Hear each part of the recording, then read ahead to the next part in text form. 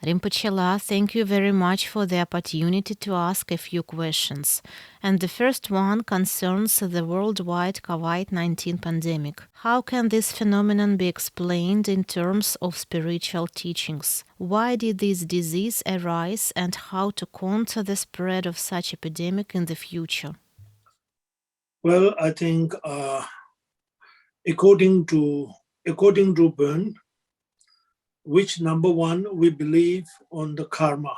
So, which means our own effect of action, whether it's very productive or very destructive or good or bad. So it's everything what we are going through in our everyday life. It is always based on our own karma and its force of energy. So the result we go through or we bear the result. And very much likewise, this very COVID-19 pandemic that globally people are going through, not only with the illness, but even by name of existing this very pandemic itself is a huge impact to our everyday life. A lot of fears, a lot of angers, a lot of agitations, and so forth. If you take it according to from the religious point of view or spiritual point of view, then there is always a productive way to take it, which contributes to heal the illness, which also effectively kind of play a role to calming your own this very mind, bringing a positive thinking and a positive energy, which is very important. Many of the impact people are suffering, of course, those who are directly or physically being a victim of the COVID itself, of course, go through a lot of challenges. But even not people who have not yet affected by the illness, but still they are suffering. Some cases they are suffering much more with the fear, anger, agitation, helplessness, and people losing a job. People are worrying, people are stressed out. This all, if you look at from the perspective of the positive side, then it gives another kind of platform or space to look it very differently, which will help us to harmonizing, confidence, healing power, and a positively kind of challenging on it. Because this has a lot to do with our force of our mind impact. When we decided this is some kind of very scary, frightening, and so on, so helpless, and it affects to our strength of energy of challenging and healing. If we say, okay, it will be all right, and we do more self-connection, more practice, more prayer, whatever belief you, either it's a Christian or Hindu, Islam or Buddhist or Pumbo, that anything that is deeply connecting the spiritual of your in, if you develop that part, that is always a very positive energy. Positive energy is a protection and a healing power within. So this will give, when we are physically helpless, materially helpless to overcoming, who we do most to connect, we try to connect to our divine ones. If it is a Buddhist or Pombo, protectors, enlightened ones, deities and lamas and healings, and likewise any other, gods and goddesses and all this Allah and Hindu deities of their own belief. So which will have a great positive impacts. And these things putting us into connection to self, your own spirituality, and your own inner quality. Everybody has the basic pure quality and energy also. But most of the time, we are so much distracted by material world.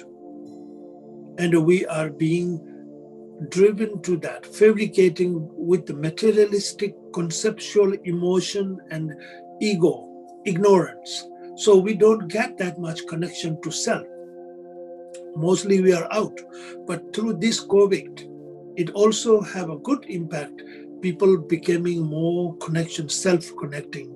You are being more close to yourself, your loved ones, with your loved ones, the families, the friends, and to think about your own spiritual in. So people do a lot of prayer, a lot of mantra, a lot of meditation, a lot of healing for others and for self. This is a, if you take it from positive side, which is benefiting us, which is putting us more closely. So in the karma ways, when you look at things, it is not always as it is what you're seeing externally, but it is more something deeper. There is also a reason and essence. So I think it's a process of cleansing, process of healing, process of pure making yourself connection and more into self. If you look at from positive side, this COVID teaches and gives a lot of opportunity for productive way to ourselves. But if you look at more external and destructive side, then it's frightening, then it's challenging, then it's a helpless, anger, all these emotions you get in, you get worse and worse. So it's a wise and wise. It depends on how you take it. One thing it is, as I say, the karma. There are two karmas. One is very individual, and one is a common karma to globally or all sentient beings. So, which we are going through the impact of the karma of globally, the global or common karma. Sonam Chindu Gile, in Tibetan we call common karma that we all collected. Individual karma we go through our own individual way. That's a one thing. That's the effect, as I say. There's no such things we go through without cultivating the causes of karma in the past as a seed. This is with no seed, there's no fruit. So that's a main thing. And the condition, whoever cause, you can call Mamo, you can call any other beings, put ourselves to feel that, oh, this is responsible, this is very objectively we try to, identifying it, very objective. It can be so many reasons. Condition, these are just relative conditions. Exactly why these conditions are met now, or what we are going through is a result of those. The karma is a seed that put ourselves in the past, and we bear the result. To bear the result, there is a mean cause, relative cause, immediate condition, and a relative condition. There are so many varieties. So Mamo or any beings, it's kind of that we call virus here now, technologically, modern technical name, we call a virus. That very virus is just a condition. But how this virus is being rose, and there's a one very objectively we explain so much where it come from, how it goes. That's not the issue. The issue is when we are able to eliminate the causes of what it is manifesting. Like if you are able to stop the water running from the source of the water, then you will have success to stop the water coming into your pipe, your tube. There's no source. Likewise, the source is to purify and cleanse the karma. So that is through prayers, through mantras, through meditation. Many people's love, compassion, healing, etc. So that is where there are so many the different wild classes of beings are. It's relative, just conditioning, whatever. There may be, like if there's an earthquake is a condition, relative condition, makes people injured by the shaking it. But true, why this shaking is resulting in this area, in this place, in this country, it's a power of the karma that has been seed, is plant, and the result now bearing it. It's very much like that. So For that, if everybody out of pure heart, love and compassion equally, even those beings who are causing this sickness, make a compassionate prayer to them, send the lights and the love to them, and then naturally they calm, they harmonize, they are being more and more less harming, less effective in harming. The result will become free from the illness. That is the one ritually and or objective prayer, etc. But one thing also, your own self to engage. Yes, we Pombo have many different practices to preventing this kind of contagious illness to stop and healing. There are many, but one very well known is we call, or what we call Siba Jalmo healing, which is a mean chief protector of the all living beings on this earth. So through her particular prayers, recitations, and we have mantras that to heal particularly for that. And I have been teaching that for many, many times, and many people have millions and millions they have prayed, and many people have been helped and blessed and healed by this prayer. And one thing also, the Kyungmar, which is according to Nga, through the Kyungmar meditation and healing, that also very protective and very positive. Many people have been able to heal through Kyungmar. So it all depends on how much you are genuine and devotion and trust, and how much you are determined into practicing and trust on the practicing what you are practicing for healing. The effective and the not effective is very much of your inner being's determination depends on too. Otherwise, yes, Kyungmar, the Sibajalmo healing, these are very powerful and healing, yes, and also many other prayers and practices too. Rinpoche, let me turn to the second question. I know that the tradition you follow is historically divided into ancient Bon and modern Bon. In ancient Bon, various practices and rituals that work with negative energies were very spread, and modern Bon is more connected with philosophical teachings. Is it so? Please tell us about the ancient and modern Bon. What are their differences? Actually, there is not any specifically categorized as old and new burn. So there is a Yungdrung burn, there is a burn long before. Before the Yungdrung burn, which is current, what we are practicing now, the teaching of the Sherpa, it is already existing in Tibet those days, and Shangshung, and this basically Himalaya region still now. There is called a burn tradition or burn system, which is nothing of the divine teaching, which is very much of shamanic and cultural and traditional, the countryside existing sort of practice. They believe that is their religion, which is called a burn. Because burn, the title of the burn, so-called just a burn, it is not a reserved or fixed name of the Yungdrung burn, the eternal burn, what we are currently practicing.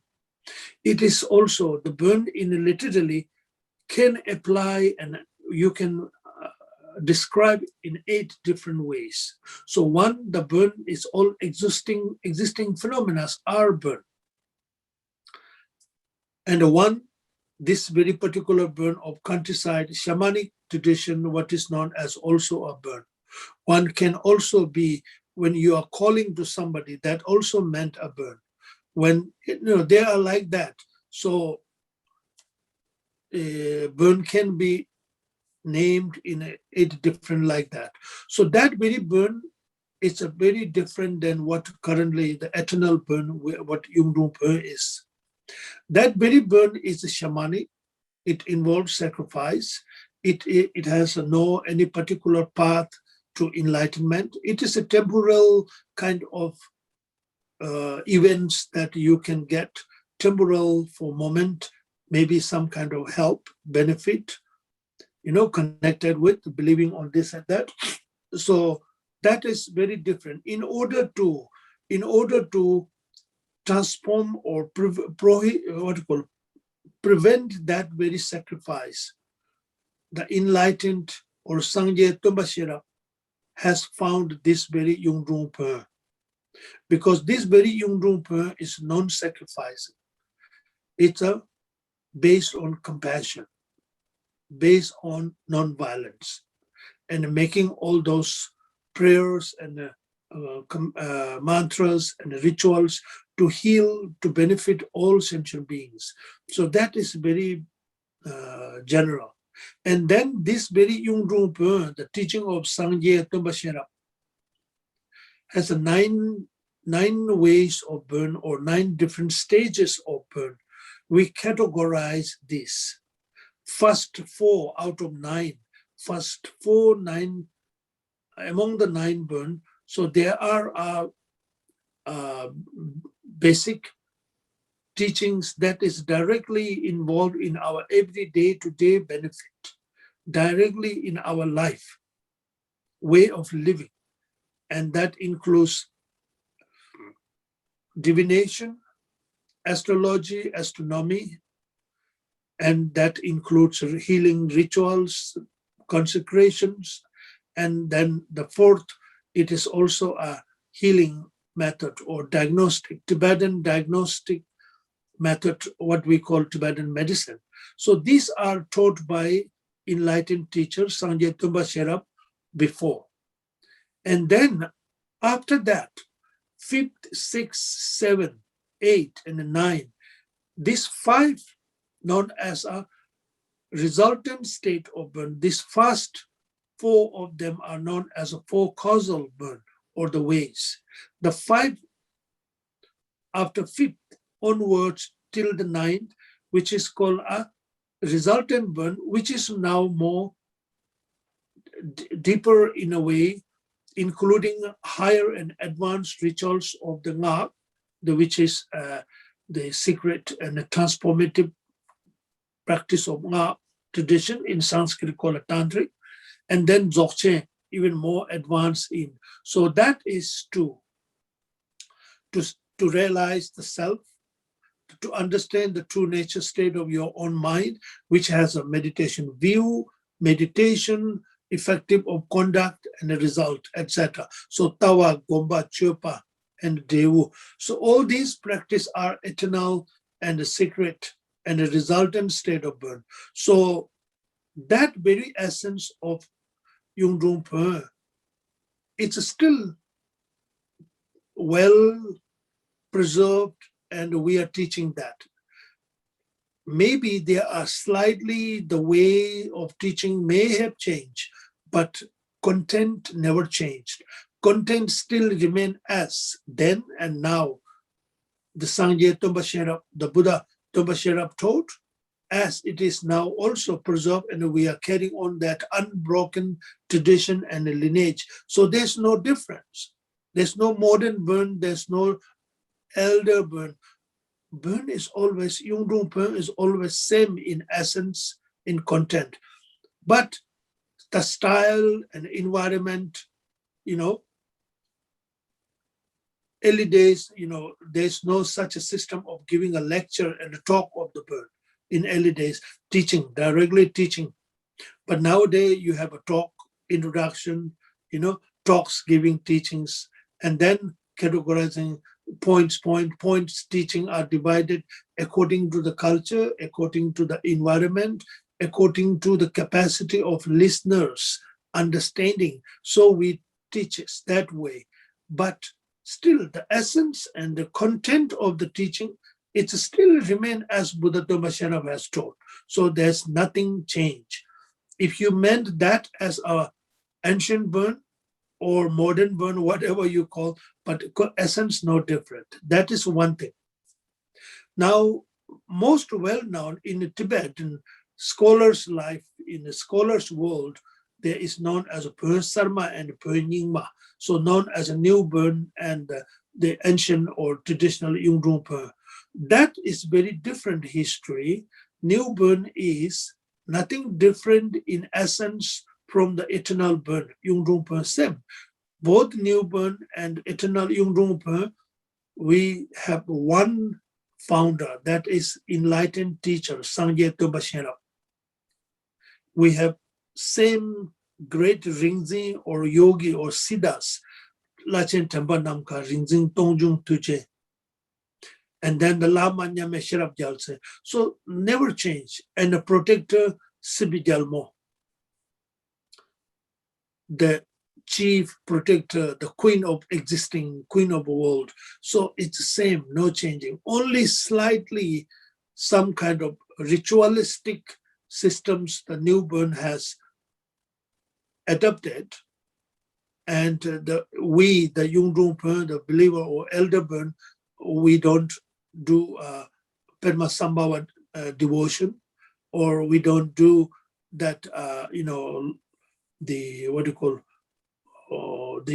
Palde Lamo, the one of the protector of the well-known Buddhist, but newborn does that believe. But that is not other than that, differentiating to the burn. In real, we are in essence same. In newborn, so there is a four kind of well-known figures that we call Lode Nyingbo, Tugu Lode Nyingbo, Tugu Mishik Doje, Tugu Sanga Lingba, Tugu Kundro Tapa. So these are four great reincarnated or Tulku of the burn Sarma, the new burn. That comes very later on, after Buddhists arrived in Tibet, persecuted the burn. So then on gradually, this new burn come, but new burn's essence, as I say, they believe on Dzogchen, they believe on burn secret Ngak tradition, and they believe on all the burn protector, Yidam deity, what we have, same. But additional is they have new burn believing and worshipping to Padmasambhava, protector Palde Lamo as Buddhist, as well as they believe on Sipijalmo. And also there are several other ritualistic deities. They have influential of some kind of those new names. Other than that, it's not total contradictory or against each other. No, they are still Pombo. Rinpoche, most part of the practice in Bon tradition and in Buddhism is the practice of deities and protectors. How can the practice of deities and protectors be useful for people? Yes, I think there are. This is a very, very general and also a very broad question. So I think I will just focus on one or two things. Like, let's say when we say a deity, means there are varieties, and when we say protector also, particular, let's say that if it's specific, let's say Chungmar, the red Garuda, which is deity, Yidam in Ngak tradition, Sanskrit Tantra, according to, so how we, in that very Yidam, in the name of that very Yidam Chungmar, the red Garuda practice, it is a full set of practice. So there are so many ways of the practice for so many reasons. To protect you, to heal you from the illness, protect you from the dangerous, and a blessing to give strengthening, energy, clarity, and so forth. And then how that you could deeply, inseparably connecting. So there are different levels, and purpose depends on. When we do ask, like say you are in a big problem or you are in a difficult situation, and this is beyond our human level to solve and to get to overcoming from, our human level ability is very much low chances. So you only will have hope is someone you have never seen. So-called, if you believe the Buddha, you can say, oh, Buddha. Or if you're believing on God, you may think about God and goddesses and etc. So like example in a burn, if you are familiar with the practice and have trust to the deity of Chungmar, then you will think of Chungmar to bless. If whatever your problem, you think of that problem, and then you think of the Chungmar deity, and you deeply, you kind of, that is the most, I think, strongest way that you may able to connect to the Chungmar deity mentally in meditative level. And then through the prayer and chanting and the ritual level. But overall, you're connecting from heart to heart, mind to mind. And then with the full, if you have trust, your calling to them will be much more powerful and effective. If you have less trust, your calling will be much weaker and not clear. So if you have that clear and full strength of trust, and you are calling from genuine, undoubtedly, to help, to solve this very problem, because that very Chungmar deity, the ability is much more beyond than our human ability and sources and quality and power of energy. Everything is beyond, because they themselves are fully overcome from any kind of problems and the samsaric problem or any obstacle or materialistic obstacle. Anything is not botherable and distractable. They are beyond. So with this kind of quality and power, when you connect from heart to heart, calling them, because they are compassionate deity, they are enlightened deity. So when you are enlightened, is you're only meant to be ready to help and protect, bless as we ask. And they are ready there too, because they are compassionate, enlightened deity to help other beings, liberate other beings, benefit other beings. So our call is connecting to, like you have a network, good network, so we are able to connect now. If we have a poor connection, we will have not good connection. That is exactly, it's our spiritual connection. It's much more faster, forceful, and powerful. But that, whether we are having good connection or bad connection, is your determinant of trust or not. And you are clear of your calling object, then if you do so with that compassion, power of healing, power of quality and enlightened being as, so therefore they are sending their love and compassion and energy as per we need. So if we are in danger, they will protect. It become protection. If we are illness, it become healing. They will become as a healer. They will become as a, in the form of doctors, physicians, medications. If you are need help, they will become helper, supporter. In the way we need, if we are able to communicate from truly, that is the how these enlightened beings manifest. Maybe we don't see it, but it will manifest through, because like example, I would say I recently, it's year in March 2020, I have a surgery. My own doctor, physician, he come to me after when I was in the hospital recovering. He come to me and says, "You are very special." What he says, "I have done the same surgery like I done to you whole my life since I'm being professional in this.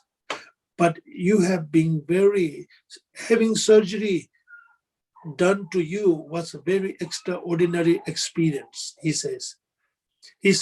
He felt, "I have thousands of hands are there to help," which went very easy, smooth, and so comfortable. So it's a very extraordinary experience for me, and thank you. He thanked me. He shared me. He was very, very,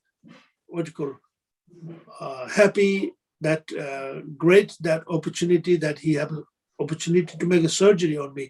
So likewise, it's not me that I'm doing, but my protector, my deity, and my fellow students and well-wishers are praying, everyone in their way, to help me to get successful surgery. So all these prayers from globally are affecting energetic, and the enlightened one have heard that hundreds of thousands of people are praying for my successful surgery and healing. So way it is, I'm being received blessings from the blessing of the enlightened ones. So my success is not because of only physician doctors, but because the doctors as an instrument, and it has been very successful. Yes, of course, doctors 100% impact, of course. So that is how the enlightened beings have such extraordinary ability and power that how they can help, how they can benefit us is beyond our emotional dualistic concept imaginary. That is how it helps through energy, through quality of compassion, love, basically all energy, how they get help. That is where how the protectors also are protecting same way, because in protector we need to understand two level. One protector is very worldly manner, still they are worldly beings, not enlightened. One protector or wisdom protector we call, they are enlightened.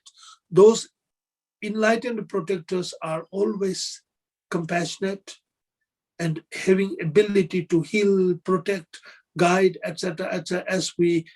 As exactly they are enlightened, same as a deity. So that is how they help.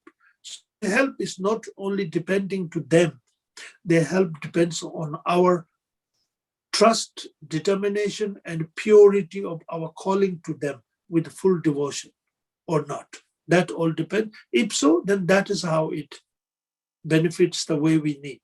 They clear obstacles, they clean the path of healing, they put the energy and the quality of healing, their blessings of energy, and so you get healed faster, you get successful surgery with no any obstacle and distraction. Otherwise, can be happen anything during the surgery. But these things, the protected and also successful, is by their blessing, result of our own calling from yourself or your loved ones, calling generally. That's ritual.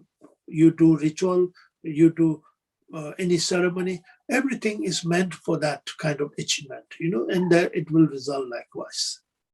We are very glad that your operation was completed successfully. We were all really praying for you. Rinpoche Lama asked the following question. I know that in Buddhist tradition there are very famous rituals that were brought there from the Bon tradition and which were not originally in the Indian Buddhist tradition. If I am not mistaken, one of them is the Sang ritual, offering smoke. Please tell us how this ritual works and benefits. Why do we offer smoke to deities and protectors? Yes, that I think is very true and exceptional. That Sang tradition, the making Sang offering, traditionally it's coming or originated from the Yungdrung tradition. As I mentioned very beginning, the out of 9 ways of practice, so very first 4, that when we say healing rituals and ceremonies, that includes Sang, making a smoke offerings and a prayer flag standing and a basic offering tormas and tea and wine, etc. This is a very truly, it's originated from Bern, I can say. But the meaning of that very Sang, again, it's a very wide kind of topic. It's a very wide. The number one, what it means, the meaning of the word so-called Sang. Number 2, how this effect in our everyday life through our ceremony offering and so forth. And what are the substances are, the leaves of the Sang offering. All leaves are not good enough and qualified to make Sang. So there are particular leaves from particular tree only are meant to be making a smoke by putting in the fire. So there are so many things. So Tumba Sherab, the Sangye Tumba Sherab, the enlightened teacher Tumba Sherab, told this very beginning when he visited in Tibet, in the Kongbo area. The one is that in order to prevent and stop the sacrifice, so he make these sang offerings, torma offerings, wine and tea offerings to prevent offering of the blood, meat. He make torma with red color. He make offering with the blessing substance and herbs in the tea and wine, etc. So these are very important practice now also it is very deeply rooted in Tibetan culture. Tibetan, almost every Tibetan family, even in, people now, many we Tibetans are scattered in 27 different countries, including in Europe, in the West, and North America, and Central America, everywhere. So 27 countries, wherever, if you go, mostly you will see there is a Tibetan flags, prayer flags, which is sign of Tibetan indication that there is a Tibetan or Tibetan Dharma believer in the Western families. Because Sang means, what is meaning of Sang? Sang means cleansing, purifying, clearing. What number one external clear is negative energy, impure energy, evil spirit effect energy, etc., etc., cleansing all impurities of energy that are surrounded with you, around you, in you, etc. And then the Sang is also meant when we recite the Sang text prayers. This includes connecting to all the peaceful and wrathful deities, all the protectors of enlightened one, and also our worldly protectors, including countryside protectors of that very locality, and making offerings of all this substance of the leaves, particular like juniper leaves and incense leaves, the unpoisoned leaves, etc., with the consecration and the blessing, we make offering to all enlightened ones, three jewels and all, and asking them to, we have a five element, inner element and extra element, which is deeply connected. And this connects us to secret elements, which is we call a sok lu wang tang lung da, the life force chi, the soul, the consciousness of the person's lifespan, and prosperity energy of the wind, chi. This is often up and down, disturbed, non-disturbed, sometimes it's very highly up, sometimes it's very low, sometimes it is very weak. So these things affect in our everyday's life. Successful, failure, health, unhealthy, issues coming. Prosperity, non-prosperity, it all affects with these subtle energy of our secret energy of the elements are, and the conscious level of the forces of our this very thing. So accordingly, when we make these Sang offerings, we are meant to be seeking the higher connection to the divine ones, seeking their blessing to revive our weak energy, disturb, clear it, bringing in a success that is being failing, protect what is falling apart, meant to be revived, etc. Through these offerings, it also have connection now mentally. Meditatively, we concentrate that focus, and verbally we do recite the prayers, and physically we make offerings. When all these three comes together based on a genuine, pure and clear intention and a motive, And if we are able to connect to the divine ones of the enlightened one and the divine protectors and your teachers, and with their blessing of the power, that we are able to revive, we are able to preserve, we are able to protect, we are able to success because of their blessings. So we gain the power back again, and we come to so that is the how these songs are very much important, and it's a very effective. It's kind of like a now being very deeply rooted with the in whole Tibetans, because that is where it is important, to when we make prayer flags, we make sung. So mostly we don't make every day or anytime we have free. We have to look right star moving, right day of the uh, you make sung, and a star of that very moment is good or not.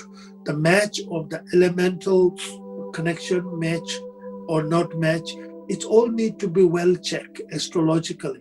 Also important. If you do all this with these kind of perfect factors, then you will have these benefits in your everyday life to get success, and materially what you seek, what you gain, what you are weak, what you can revive, etc. That is how it works according to Burn. Thank you very much. You started talking about Lungta, and now it is a very well known ritual not only among Tibetans but also among Western followers of the spiritual path in the Bon tradition and in Buddhism. Everyone loves to come to secret places and hang Lungta. Outwardly, it seems like a simple action, but how can you explain? Why hanging this prayer flag is beneficial? Why is it called the horse of the wind? What is the mechanism of the ritual? Tell us about it, please.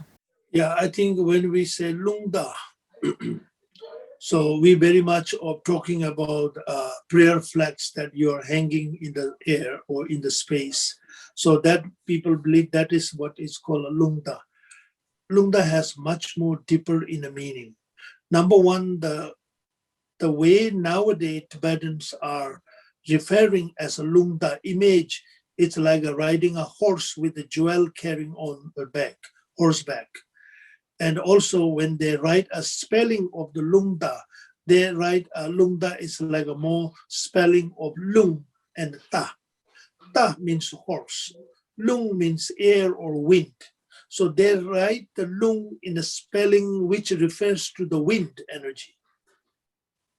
But in early tradition, in a real, in a Yungro, eternal burn, because which is sourced from the burn, it's a very different.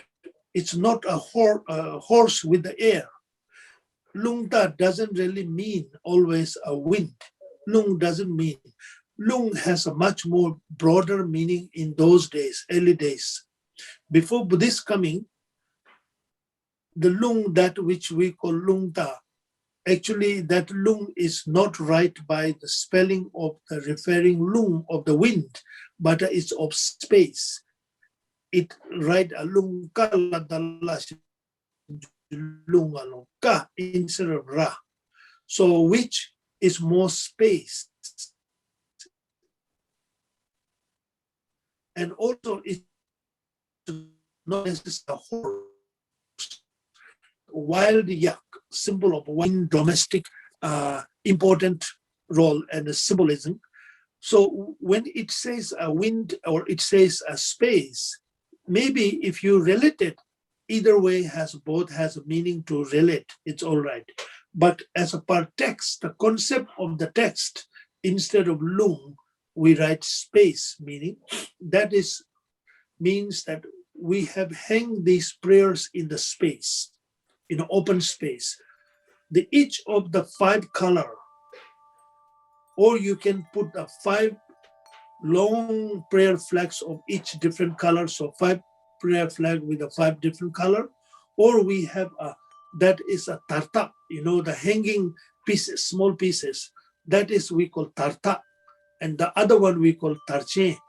So tarta, hanging straightways, several of the set of the 5 elements, like 5 color, 5 color, 5 color, 3 sets, like example.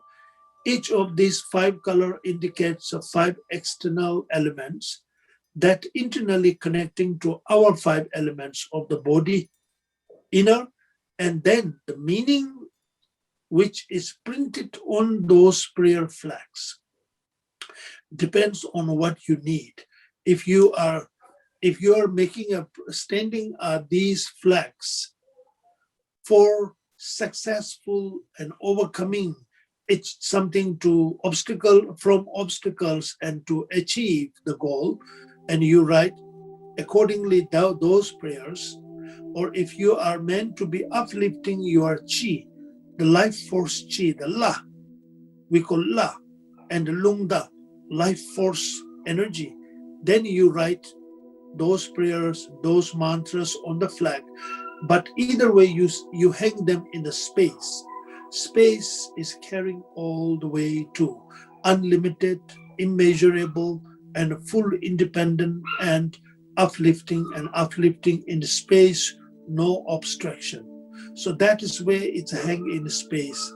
But then naturally, wind will blow that flags and wave the energy and the prayer blessings in space carry on.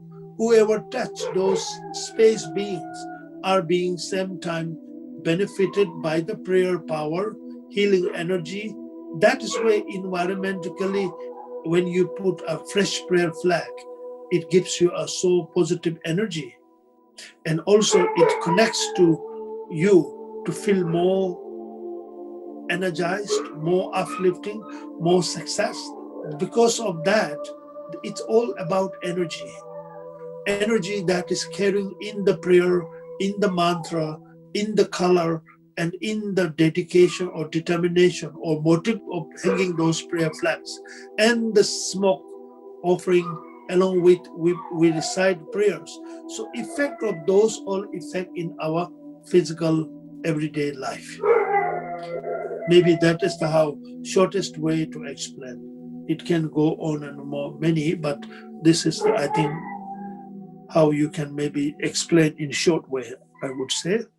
In the previous answer, you mentioned the offering of tarma. The tarma is a substitute for sacrifices. Please tell us about it. Why do we make this physical offering in the form of tarma?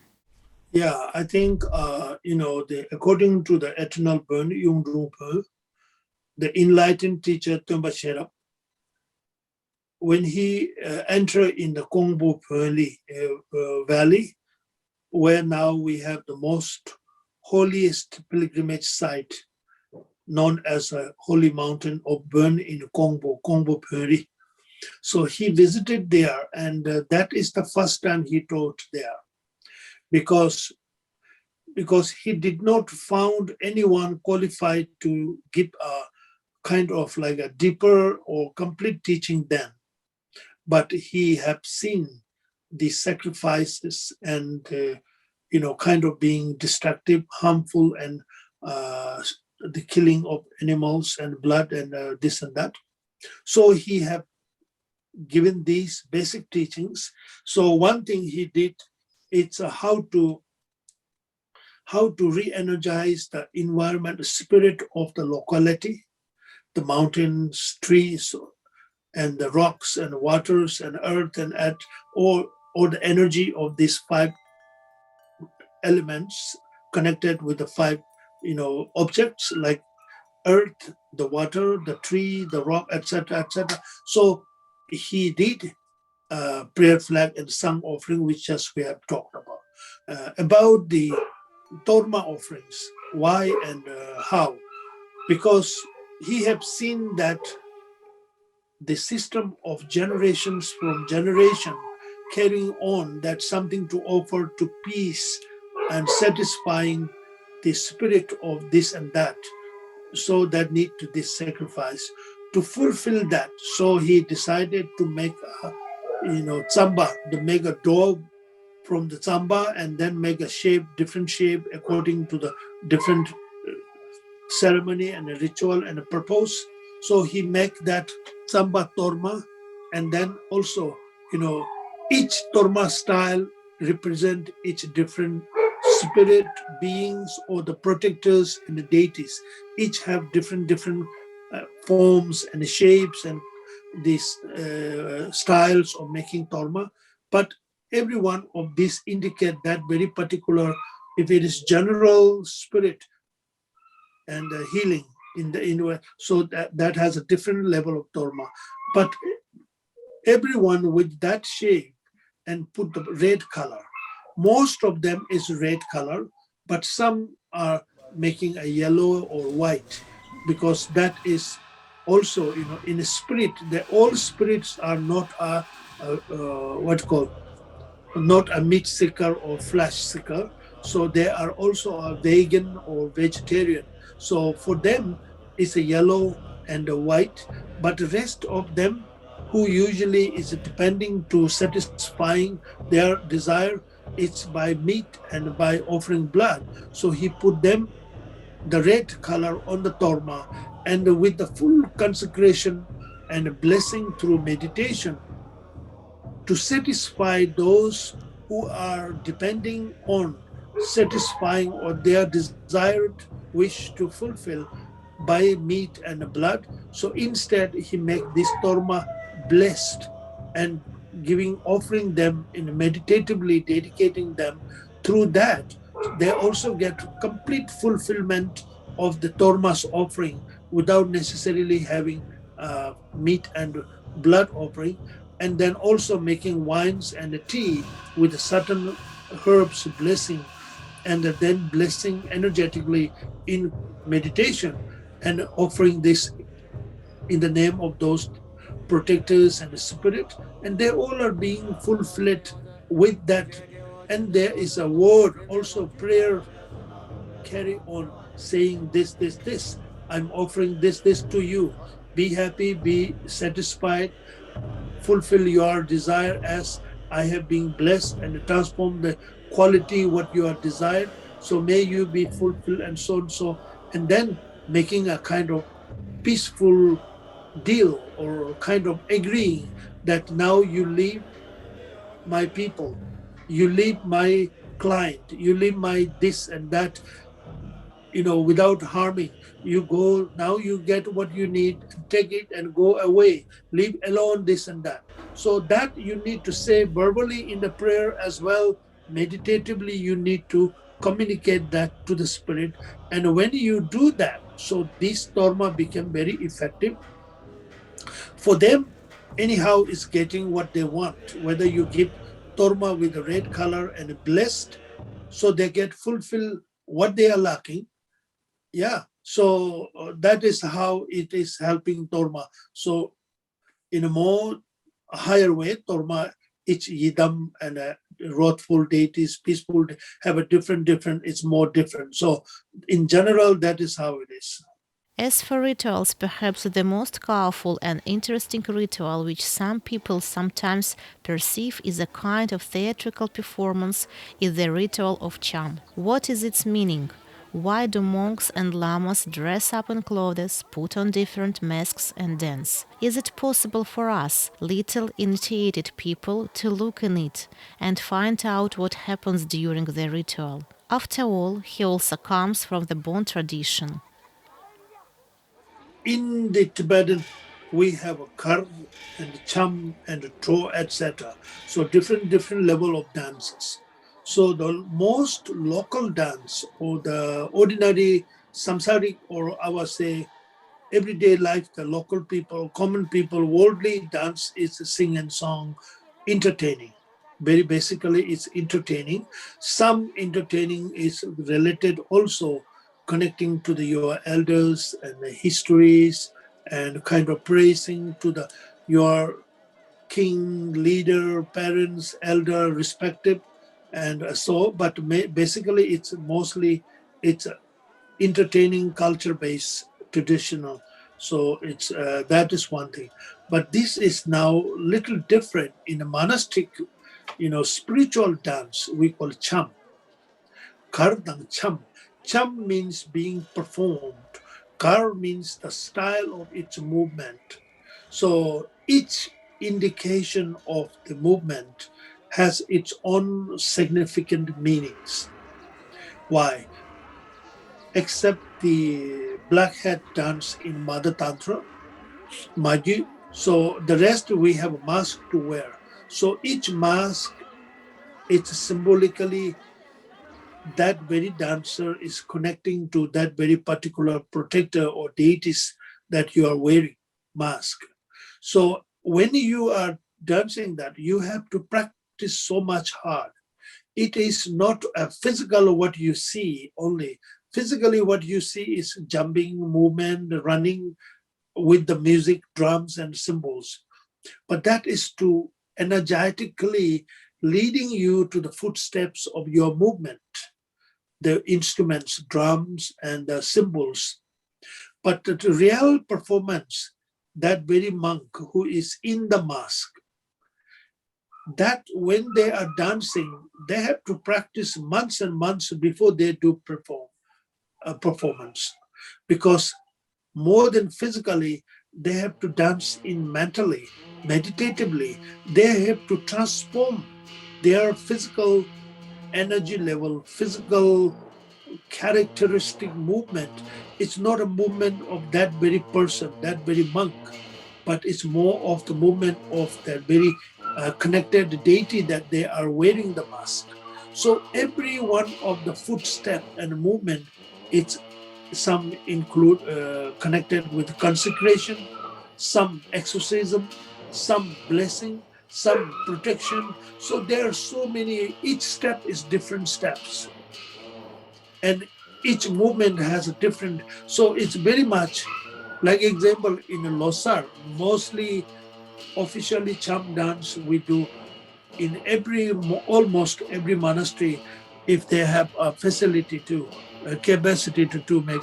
So means it's a new year, and also before the ending of the year, like in the Western world, you have a new year, New Year Eve is big thing that people entertain and gathering and have fun and appreciating. It's kind of like a symbolic gratitude for the year if you have something to share, joyful. So, and then you enjoy and then you also welcome the new year with the fun, joy, happy, and entertaining, all these drinks and dance and shout and colorful lights and the crackers. It's just symbolic. It's all a materialistic way you are doing it. But the charm are at the end of the year, we are actually appreciating and with the gratitude of the year that we have gone through, we have learned through what we have get in this year, and with the thanks, and also same time we are removing all, if there is anything remaining negative, impure quality and energy of the year, we're removing it all from our locality and from our area with these dance of the ritual that we have been practiced 5-6 days ritual, and then at the end of the day we make exorcism and we make, so that is cleansing the negative energy and emptying and making a pure and clean space for the coming year. And in the coming year, new year, beginning of the new year, in the any day, a convenient day, we make a mask dance, inviting all the villagers and any our guests nowadays here in exile. We have many guests, so inviting them.